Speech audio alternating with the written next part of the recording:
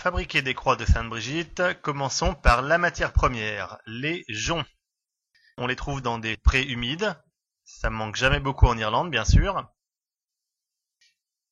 Il faut couper bien sûr à la base, avoir une bonne longueur pour les joncs, et puis prenez-en une bonne quantité. En principe, pour faire une croix de Sainte-Brigitte, il faut à peu près une trentaine de joncs. Puis prenez un petit peu de rab si vous avez peur de vous louper.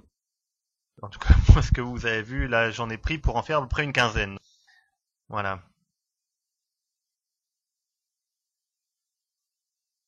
Alors, deuxième étape, on va se mettre à l'intérieur. Ça sera un petit peu plus confortable et un petit peu plus chaud qu'à l'extérieur. Il fait pas très chaud en ce 1er février 2012 en Irlande. Juste 2 ou 3 degrés.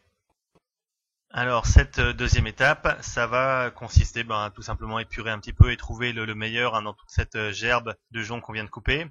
En quelque sorte, séparer le bon grain de l'ivraie, sauf que cette fois-ci, il n'y a pas de grain, bien sûr. Voilà, on enlève tout ça. Alors, j'ai accéléré un petit peu parce que c'est pas forcément la partie la plus compliquée à faire. Voilà, c'est fait.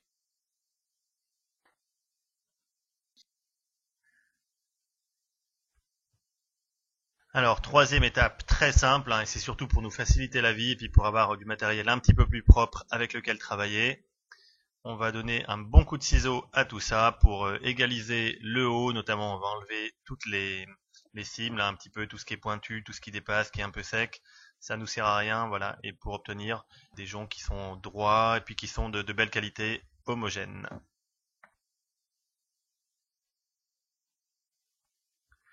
Et puis nous voilà à la prochaine étape sur laquelle tout le monde bute en général, ou en tout cas pas mal de gens. C'est l'étape la plus difficile, et c'est tout simplement de fabriquer la croix centrale.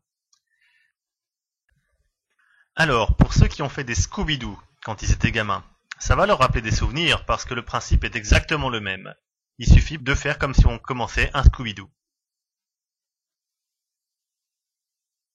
Idéalement, pour faire ça, prenez de beaux brins comme moi, assez épais, assez flexibles, qui ne risquent pas de casser. Et puis surtout, assouplissez-les un petit peu avant de commencer à faire cela, parce que très souvent, ils ont tendance à casser ou voilà, à pas faire très bien. Alors, je ralentis un petit peu le mouvement.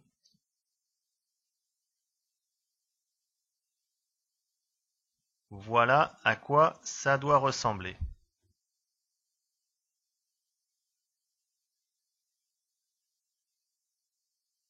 Une fois que vous avez fait ce nœud grossier, il vous suffit de l'affiner un petit peu en tirant sur chacune des extrémités et d'obtenir un carré central, voilà, qui est beaucoup plus propre, un nœud central qui est parfait, qui est bien carré.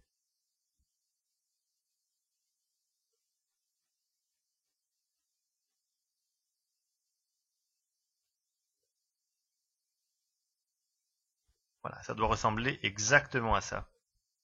En tout cas, je vous rassure, une fois que vous avez ça, vous avez fait le plus dur.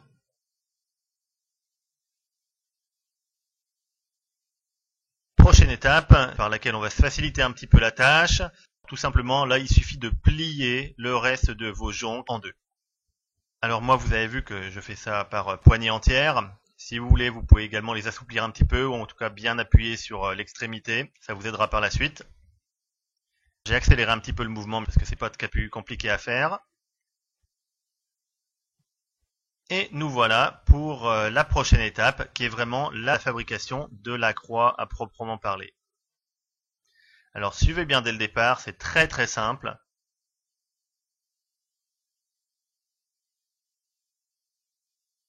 Il suffit en fait de mettre en place vos joncs pliés en deux, un petit peu comme des épingles à cheveux. Et il suffit de venir les mettre l'un par-dessus l'autre en tournant tout le temps dans le même sens. Vous voyez, à chaque fois que vous venez d'en mettre un en place, vous venez le maintenir ensuite avec la main gauche. Pour les gauchers, vous n'avez qu'à changer de main. Et vous venez placer un jonc en travers, en épingle à cheveux, par-dessus la branche que vous venez de tenir avec la main gauche. Vous voyez, là je la tiens par la main gauche. Et je viens placer un jonc plié par le milieu par-dessus cette branche. Et en réalisant cette opération, on s'assure que chaque nouveau brin qu'on vient d'installer tient en place le reste de la croix. Une nouvelle fois, je vais accélérer un petit peu la vidéo parce que vraiment c'est très très simple, hein. Une fois que vous avez compris le truc, voilà, il suffit de continuer en tournant toujours dans le même sens. Surtout, il ne faut pas se tromper, il ne faut pas se perdre en milieu de chemin. Voilà, continuez, continuez, continuez. Bien sûr, idéalement, pour la fabrication de ces croix, il faut utiliser que des beaux brins, comme moi. Il faut s'assurer que les joncs ne soient pas secs, pas cassés, qu'il n'y ait pas de fleurs dessus. Et il faut qu'ils soient assez épais. Sinon, si vous avez des joncs qui sont un peu trop fins, votre croix, elle va être, voilà, elle va pas se tenir en place. Voilà, et vous continuez. Alors, vous pouvez en mettre autant que vous voulez. Surtout, l'important, c'est qu'il y ait autant de brins sur chaque branche de la croix. Une tradition veut que très souvent, on mette autant de brins sur chaque branche de la croix que 4 jours dans la semaine. Mais voilà, ça c'est vraiment si vous le voulez. Il y en a qui le font à 3, 4, 5. Mais traditionnellement, c'est plutôt 7.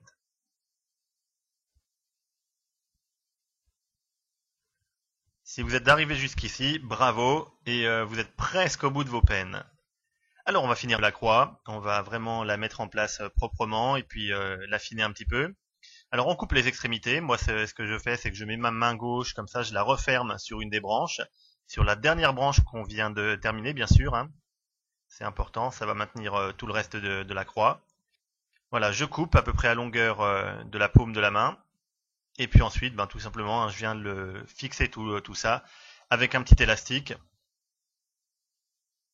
Vraiment les puristes vous diraient qu'il faudrait attacher chaque branche de la croix avec un autre brin de jonc. On peut le faire. Moi, j'ai essayé dans le passé. C'est pas très très facile. Et puis surtout, on s'expose au fait que ben, les brins de jonc vont casser, vont plier, vont pas rester très très bien en place avec le temps. Parce que bien sûr, hein, avec le temps ensuite, votre croix de Sainte-Brigitte, elle va sécher. Voilà, une croix de Sainte-Brigitte. J'espère que vous avez réussi la vôtre et n'hésitez pas à revenir un petit peu sur la vidéo en arrière, c'est vraiment très très simple à réaliser. En tout cas, très bonne fête de Sainte-Brigitte à tous et à bientôt.